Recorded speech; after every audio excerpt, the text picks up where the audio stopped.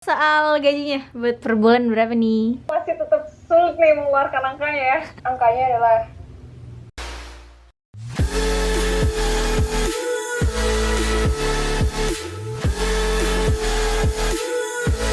Halo teman-teman, aku Indah. Jadi kali ini aku mau ngobrol-ngobrol seru sama teman aku. Dia itu keterima di salah satu perusahaan yang prestis, yaitu Schlumberger, yang bergerak di bidang oil and gas.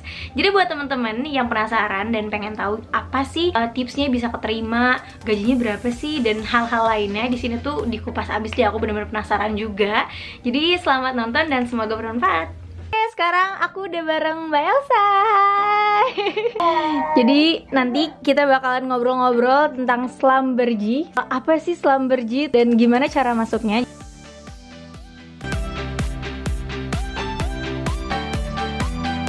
Hai semuanya, aku Elsa. Aslinya dari Magelang sih sebenarnya, cuman lama tinggal di Cimahi. Terus aku kemarin kuliah di ITB, jurusan Fakultas Teknik Pertambangan dan Peminyakan.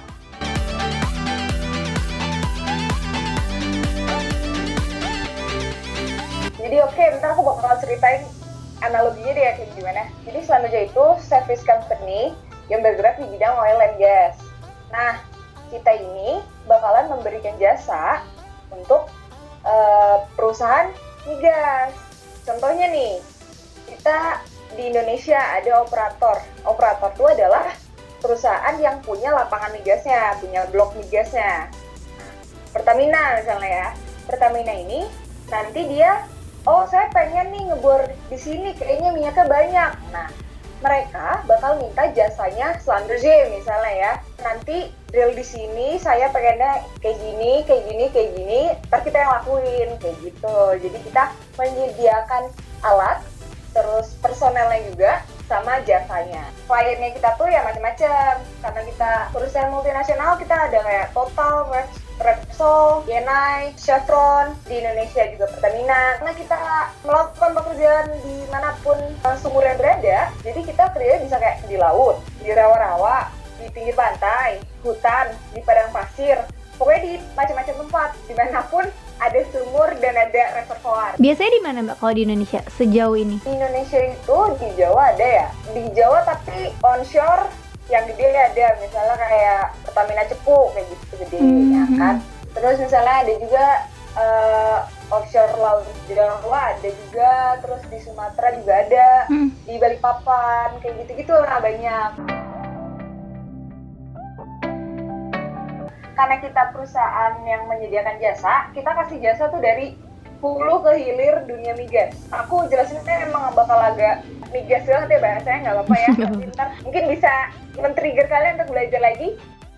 Jadi di Schlumberger itu ada berbagai macam produk line. Misalnya wireline, drilling. Terus aku sendiri nih, aku lagi ada di well testing. Nah, aku ini ngapain sih sebenarnya? Karena judulnya well testing, jadi kerjaan aku itu ngetes well. Selain well testing, ada juga apa lagi? Ada composition, ada artificial lift, well services. Di situ bisa ada cementing, fracturing, coil tubing. Pokoknya ada banyak banget deh. Pokoknya kita nge-handle dari eksplorasi sampai production and abandonment. Seru deh, banyak kerjaannya.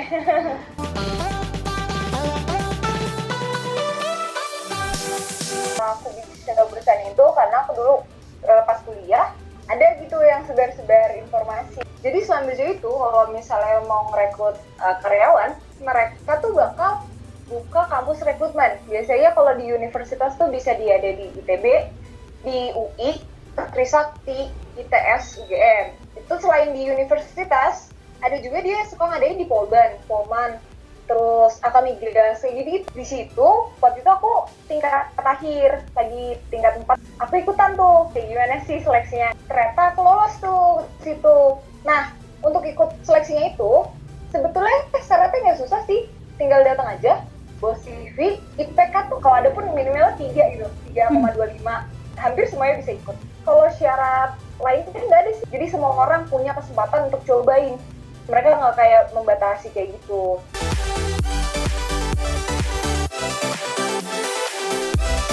Di tahapan pertama yang kampus rekrutmen itu bakalan ada 3 tahapan seleksi. Yang pertama itu English Communication. Jadi di sini bakalan dites kemampuan bahasa Inggris ya. Bukan yang kayak teoritikal kalian bakal dikasih soal terus dikerjain, tapi kalian bakal dihadapin sama interviewer, terus bakal ditanya one random question, terus kalian jelasin dengan bahasa Inggris. Itu jelasinnya nggak perlu lama-lama, kayak 1 menit, 2 menit cukup. Ntar kalau mereka lihat bagus, ya lolos ke tahapan selanjutnya. Oh iya, di seluruh tahapan seleksi kita pakai bahasa Inggris. Di bagian yang pertama ini, tips utamanya, jangan pakai AE. Habis itu harus percaya diri. Kalau ngobrol sama interviewer harus tatap matanya, kayak gitu. Sebenarnya bukan harus yang kayak jawaban saya pernah begini. Nggak kayak gitu. Kalian bisa kayak make up cerita aja gitu. Yang penting mereka pengen lihat kamu pede nggak ngomong bahasa Inggris. Kamu ngerti nggak kalau misalnya diajak ngobrol bahasa Inggris. Kayak gitu aja. Masuk tahapan 2, aptitude test. Jadi ini baru kalian dikasih soal SBMPTN tapi yang kayak bagian gampang-gampangnya, deret kayak gitu-gitu. Terus ada pertanyaan matematika dasar, kalian pasti bisa. Pertanyaan kayak gini ada 100 soal kalau nggak salah. Itu dikasih waktu 1 jam. Kalau misalnya kalian udah lolos tahapan ini, bakal lanjut ke tahapan 3, namanya FGD, Focus Group Discussion. Jadi orang-orang yang terpilih tadi dari tahapan kedua bakalan masuk ke tahapan ketiga, di mana kita dibagi ke beberapa grup. Satu grup itu waktu itu aku sekitar 7 orang apa 6 orang ya. Jadi kita bakal dikasih case dan kita harus menyelesaikan permasalahan yang dikasih.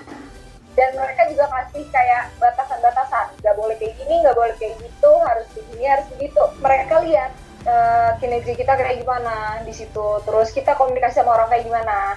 Kita gimana kalau misalnya menghadapi masalah. Terus gimana juga kalau misalnya dihadapkan sama tekanan. Di tahapan ini, kalau aku ya waktu itu dikasih sekitar 10 menit atau 15 menit untuk planning. Habis planning, kita dikasih waktu 20 menitan untuk execution. Habis execution, kita bakal disidang, ditanya-tanyain sama interviewernya. Dan mereka sering banget memberikan pertanyaan yang kayak menjebak dan memberi tekanan. Jadi di situ adalah saatnya kalian menunjukkan kalau kalian itu bisa berpikir di bawah tekanan.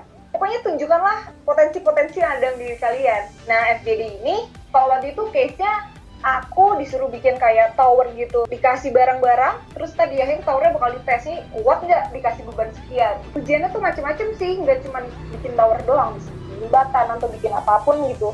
Kalau kalian cari di Google juga banyak banget yang ceritain soal tes-tes ini. Kalau kalian lolos, di 3 tahapan pertama ini kalian bisa lolos ke HR interview. Si 3 tahapan ini bisa penuh seharian, jadi kayak bakal draining banget, capek gitu. Nah, terus kalian bakal lanjut ke HR. Kalau HR-nya oke, kalian bakal dimasukin ke user interview. Kayak gitu. Interview sama user. Itu pas di interview aku dapat 2 kali interview. Kita bakal menjalani 2 tahap. Pertama dari HR dulu, baru habis itu ke user interview. Di HR interview ini mostly bakal ditanyain soal CV kalian ya. Jadi ntar kalian datang dengan CV, make sure kalian bawa CV yang bagus, yang kontennya sesuai dan bisa menarik perhatian interviewer-nya dong. Kalau menurut aku tipsnya di sini untuk menaklukkan interviewer adalah kalian confident. Itu paling pertama banget. Kalian harus percaya diri, percaya sama kualitas diri kalian. Karena dalam bahasa Inggris kalian harus juga mengungkapkan perkataan-perkataan dengan baik dan benar. Kalian harus pintar elaborate. Jadi kalau kalian ditanya, kamu bisa kerja di bawah tekanan? Jangan jawab cuman, iya bisa. Jangan kayak gitu, kalian harus elaborate. Iya bisa, contohnya apa, terus kalian kalau misalnya di bawah tekanan, reaksi kalian bakal kayak gimana. Kalau misalnya ditanya kalian mau ada pertanyaan apa enggak, tanya. Usahakan kalian tuh menunjukkan, kalian punya sesuatu, kenapa kalian ada di situ. Pokoknya keluarkan lah, kalian tuh pengen tahu apa.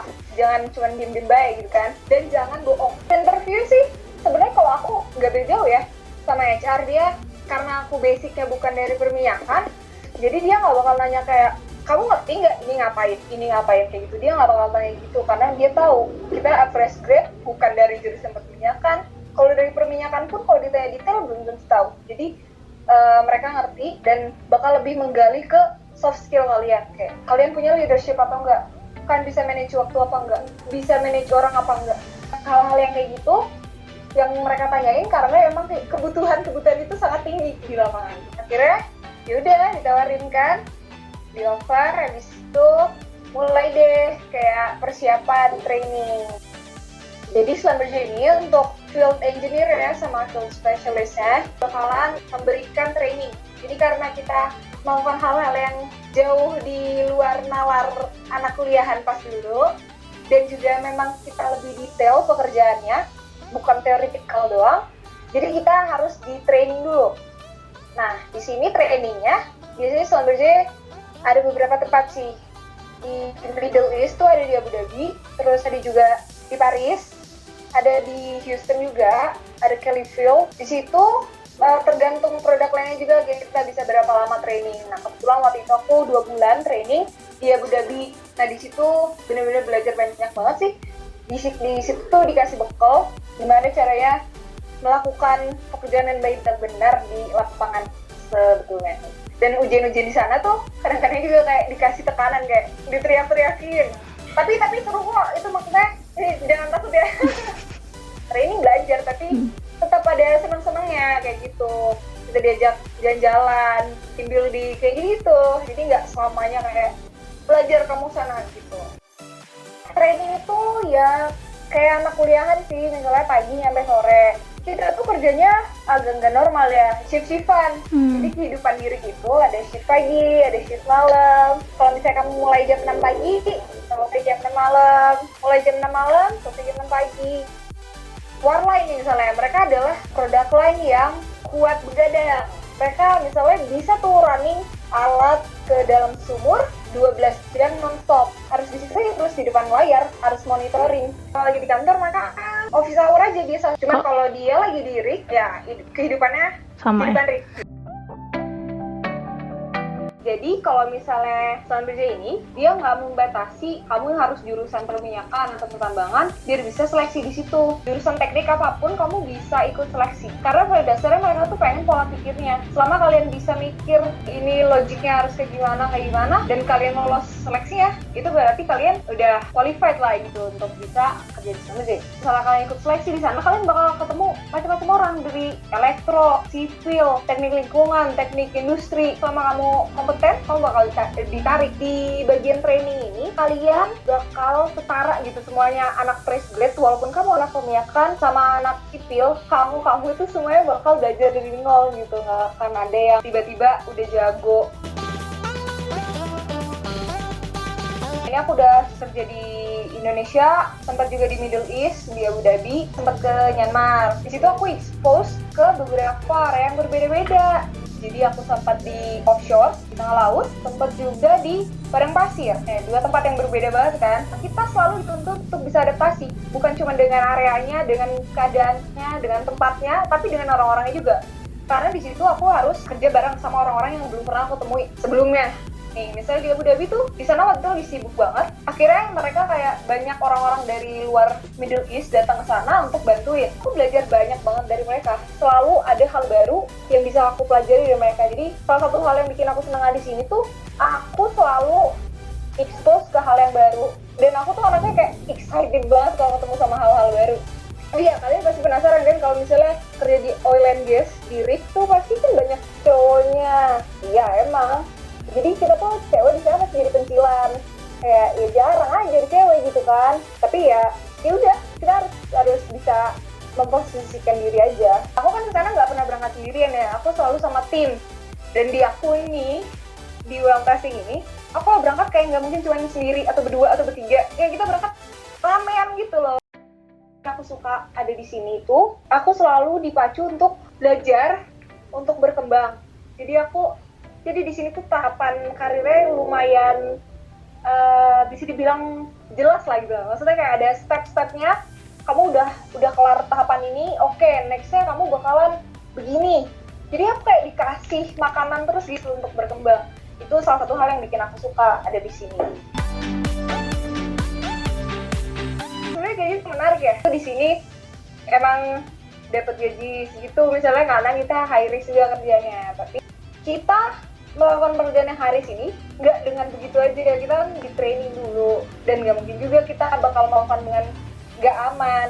Siapa juga coba yang mau kerja tapi nggak aman kan? Jadi angkanya adalah